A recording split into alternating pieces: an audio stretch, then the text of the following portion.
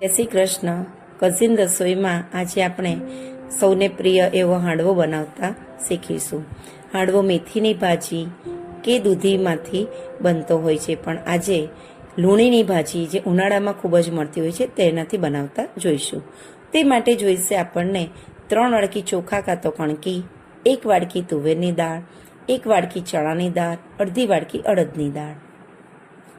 આ બધાને ભેગું કરી અને આખી રાત અથવા તો 7 થી 8 કલાક તમારે પલાળી રાખવું પડશે.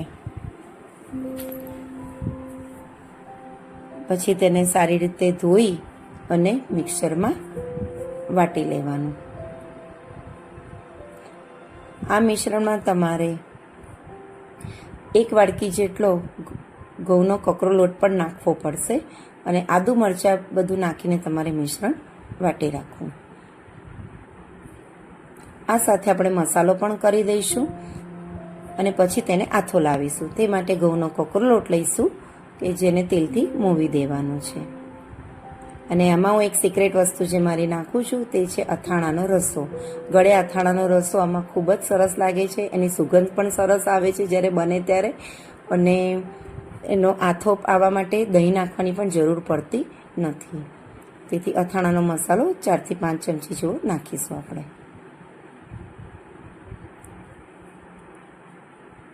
ગળે અથાણાનો મસાલો સરસ લાગે છે. હળદર 2 ચમચી, લીલા આદુ મરચાં તો નાખ્યા છે, તે છતાં થોડું લાલ મરચું પણ નાખીશું. 2 ચમચી લાલ મરચું, મીઠું સ્વાદ પ્રમાણે. આટલા હાંડવાના માપમાં 4 થી 5 જણ માટે થઈ રહે છે. ગોળ પણ નાખીશું. ગોળ અડધી વાડકી જેવો જોઈશે. બધું મિશ્રણ ભેગું કરી અને ખીરામાં નાખી દેવાનું.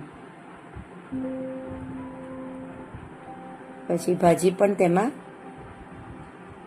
એડ કરી દેવાની.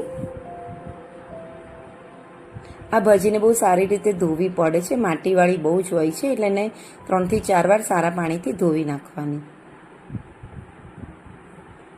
તમે જોઈ રહ્યા છો મિશ્રણ ખૂબ જ સરસ રીતે બની રહ્યું છે. આવું મિશ્રણ એને ફીટ ઢાંકી અને મૂકી દેવું. આથો સરસ આવી જાય પછી હાંડવો મૂકવાની તૈયારી કરી. તેના માટે હાંડવાનું કુકર આવે છે એમાં મૂક. નીચેની ડીશમાં આવી રીતે રેતી મૂકવાની છે. હાંડવાના કુકરમાં તેલ લગાવી ચારે બાજુ ફેલાવી દેવાનું છે, જેથી હાંડવો આપણો ક્યાંય ચીપકે નહીં ને બળી પણ ન જાય. અને એમાં લોટ કોરો ભભરાવી અને એને ડસ્ટિંગ કર્યું કહેવાય એ કરવાનું છે. પછી ખાવાનો સોડા 1 ચમચી નાખવાનો. એમાં 1 ચમચી પાણી ઉપરથી નાખવાનું છે અને સરસ રીતે તેને હલાવી દેવાનું, જેથી હાંડવાના ખીરામાં જારી પડશે એવું તમને લાગશે બરાબર હલાવ્યા પછી. એ ખીરું આપણે જે કુકર કર્યું હતું તૈયાર એમાં પાથરી દેવાનું. અને વઘાર માટે આપણે જોઈશે તેલ, તલ, લીમડો, સિંગદાણા, મેથી. વઘારમાં તેલ મૂક્યા પછી મેથી નાખવી, રાઈ નાખવી, સિંગદાણા નાખવા અને કડી લીમડો પણ નાખવો. થોડાક તલ નાખવાના, થોડાક સાઈડમાં બાજુ પર રહેવા દેવાના, જે આપણે ઉપર નાખીશું. હિંગ પણ નાખવી અને આ વઘાર સાચવી રહીને કુકરમાં નાખી દેવું, આજુબાજુ ક્યાંય પડે નહીં તે રીતે.